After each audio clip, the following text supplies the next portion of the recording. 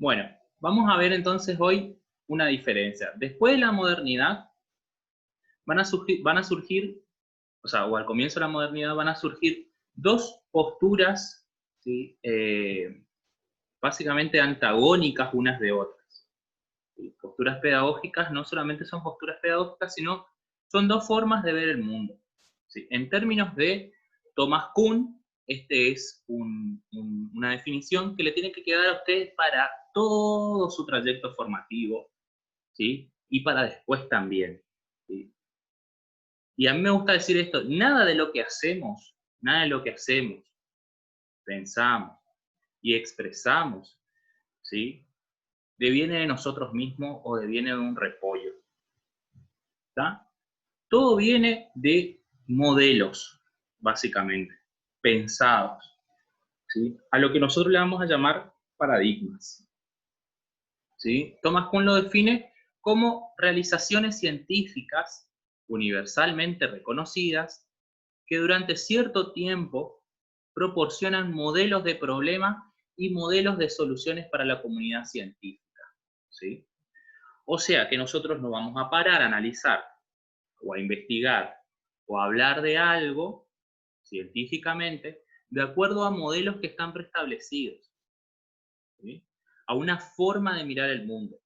Y esa forma de mirar el mundo es la forma en la que también aparecen los métodos y las técnicas para conocer el mundo. Depende del mundo que queremos ver también, ¿sí? El modelo positivista es un paradigma. El positivismo es un paradigma, ¿sí?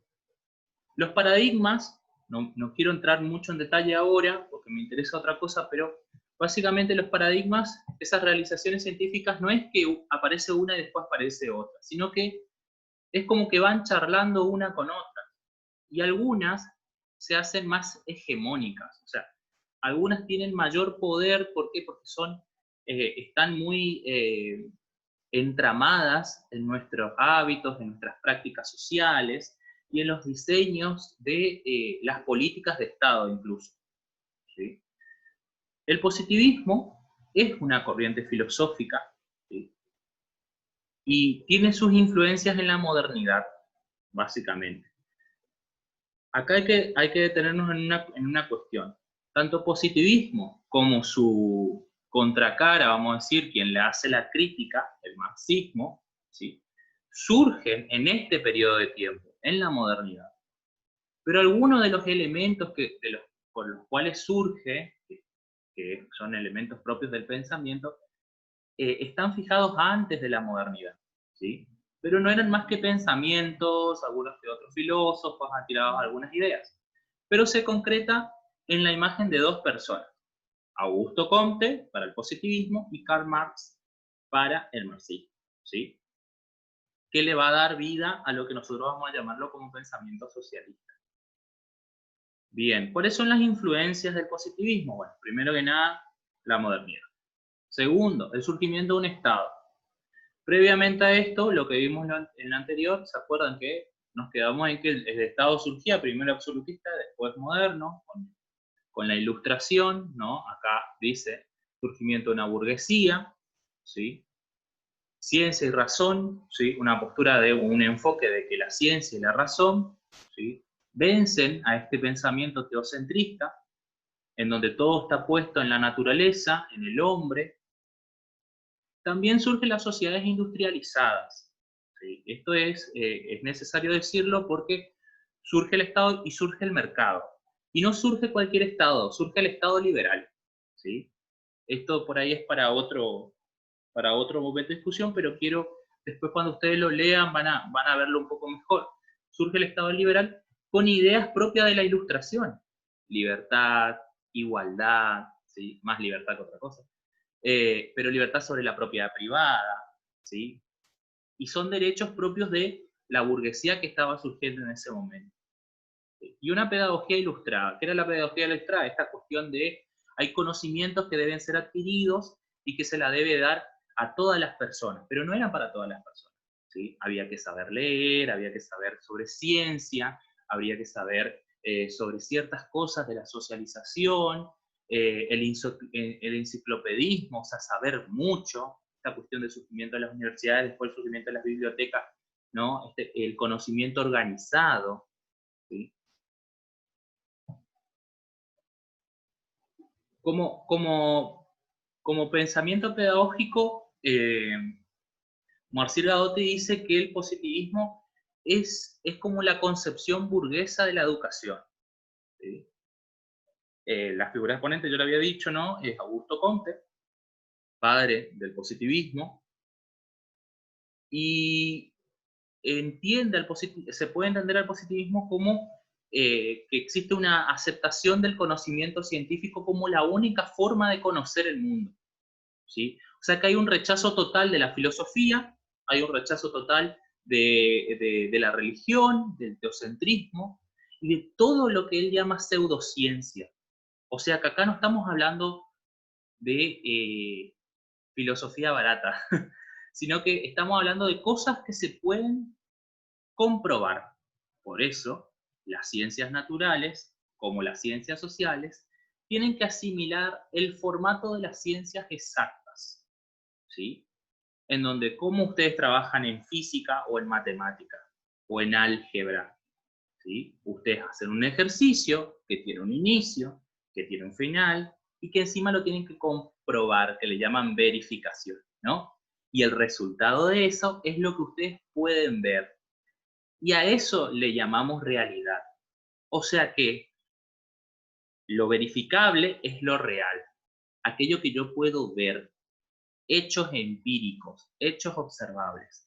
El resto, cómo vos te sentís, si vos venís de una familia de determinada manera, si te criaste de determinada manera, si tenés tal clase social, eso no importa acá.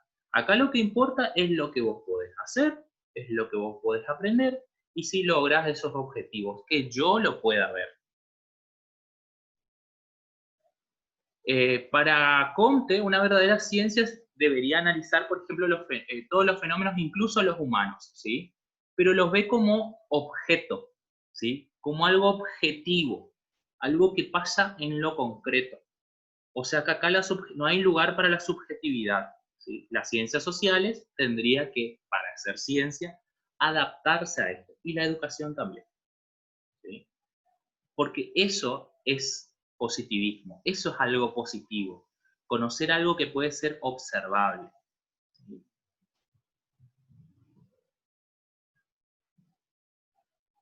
Entonces, dice en una parte del texto que le voy a enviar ahora, que es un resumen del libro, subí ya el libro,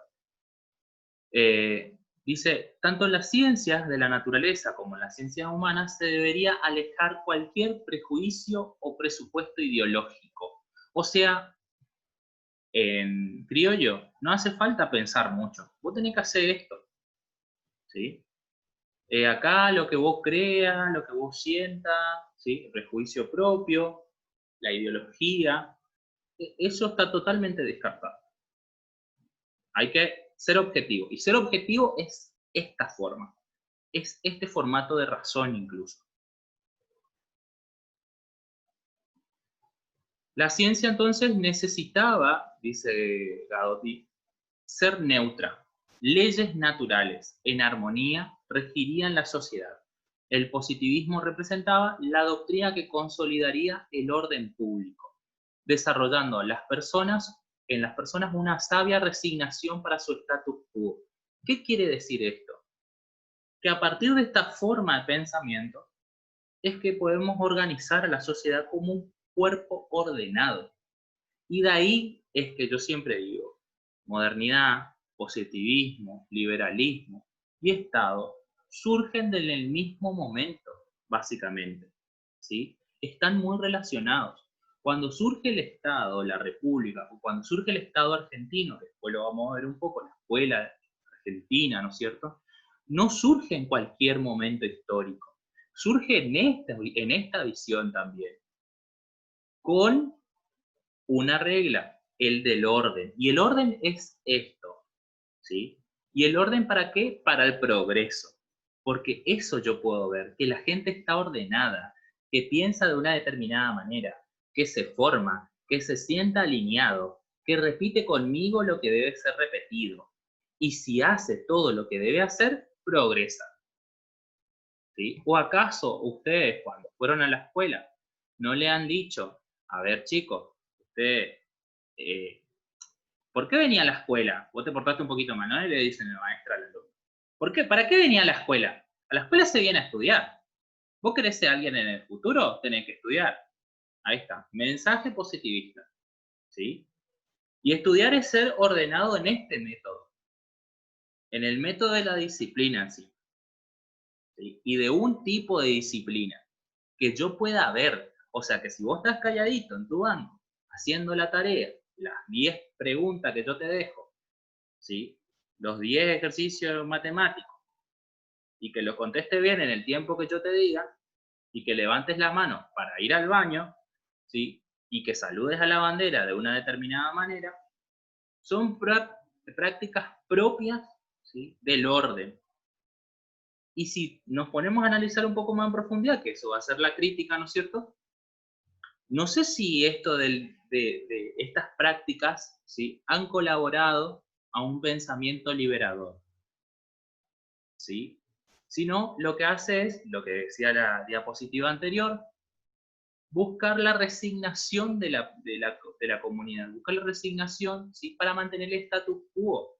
Lo que está ordenado es lo que debe comportarse de esta manera.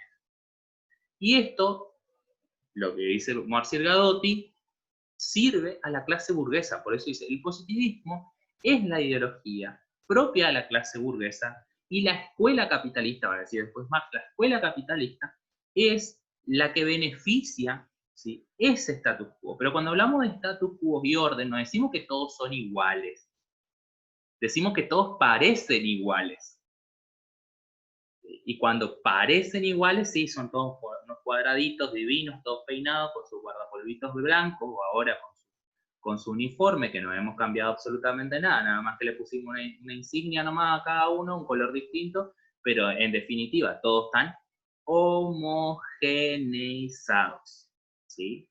¿Por qué? Porque se decía que en la Edad Media, o antes de la modernidad, o en principio de la modernidad, como vimos la clase pasada, la escuela era elitista, ¿cierto? La educación era elitista. Algunos nomás podían aprender ciertas cosas. Entonces, Comte, todos los amigotes como Durkheim, sociólogos, dicen, no, esperen, la educación no puede ser elitista. La educación tiene que ser para todos, ¿sí? Y la escuela tiene que ser laica. Nada de enseñarle religiones ni falsas esperanzas a la gente. Hay que enseñarles ciencia. Y todos deben aprender la misma cosa. Y cuando digo todos deben aprender la misma cosa, también deben ser evaluados de la misma manera. ¿Sí? O sea, no importa si, no sé, Natalia sabe leer mejor que Martín. Los dos van a tener que leer Platero y yo. Hola. Hola. Los dos van a tener que leer Platero y yo. ¿Sí? Pero resulta que a Martín no le sale Platero y yo. Ah, no sé. La escuela es pública y laica y es igual para todos. Entonces todos deben recibir la misma enseñanza, ¿sí? No importa las particularidades, no importa lo subjetivo. Acá lo que importa es el objetivo. Y el objetivo es esto, que todos aprendan esta lengua. ¿Sí? A nosotros no nos preguntaron si queríamos aprender castellano en la colectividad ucraniana. Obviamente no soy ucraniano, vieron el color que tengo, pero se entiende. O sea, cuando se pobla la Argentina, no se pobla con criollos, se pobla con inmigrantes. Y lo primero que tenía que hacer era, algo que me encanta decir, inventar la escuela. ¿Por qué? Porque había que enseñarle el mismo lenguaje. ¿El lenguaje cuál? El lenguaje de quienes dominaban en esa época, que obviamente por la misma aculturación y por la misma herencia criolla, la misma herencia colonial, todos tuvimos que aprender español. Y si vos venís de cualquier colectividad, no importa, no te vamos a dar eso. Y ni a hablar de los pueblos originarios.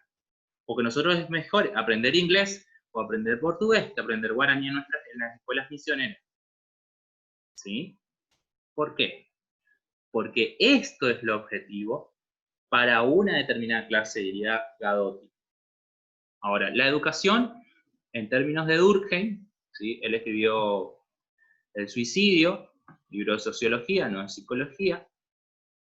Él entiende que él habla sobre que todo lo social son hechos sociales, y él habla del hecho social como un hecho exterior al sujeto. Nosotros nos comportamos según lo que el exterior nos diga. Por ejemplo, el aplauso, para más o menos ubicarlo. Él dice, el aplauso es algún hecho social, ¿no? Porque a veces aplaudimos sin saber, ¿no? El político está hablando, termina una frase, ni sabemos lo que dijo y todos le aplaudimos. Eso es un hecho social. Es exterior a nosotros, no tenemos ganas de hacerlo. No necesitamos, pero si no lo hacemos, por ahí alguien nos mira mal. O sea, hay un ritual, hay una sanción y todo.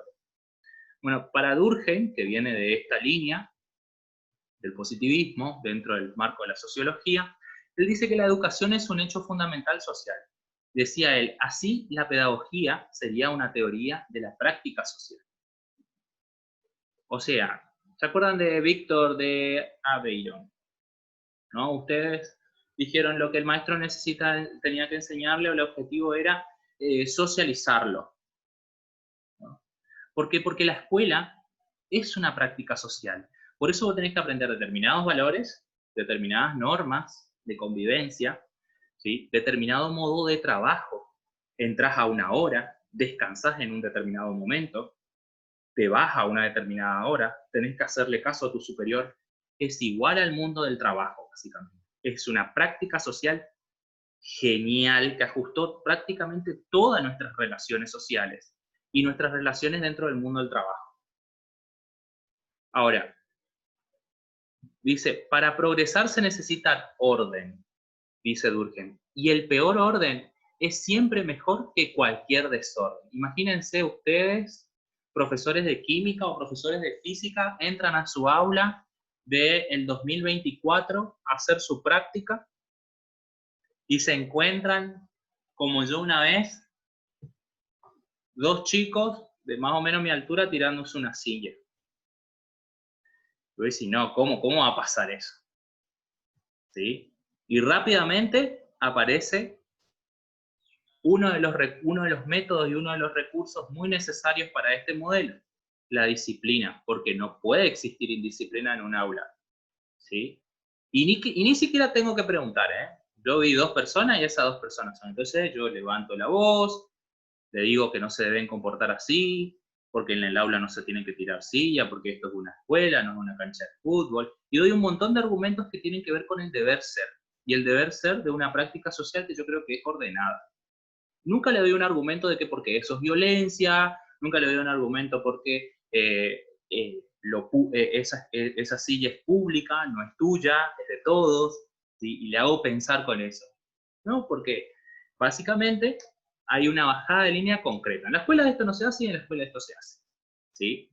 Sin embargo, en la escuela suceden un montón de cosas, ¿sí?, que escapan a esta teoría. ¿Sí? Lo principal es la búsqueda de la homogeneidad. El positivismo le dio la oportunidad a la educación de poder organizarse. Eso indiscutidamente. ¿Sí? Básicamente, a partir de esta forma de pensamiento pedagógico, de esta ideología, es que los estados organizaron sus sistemas educativos. Y en el caso argentino,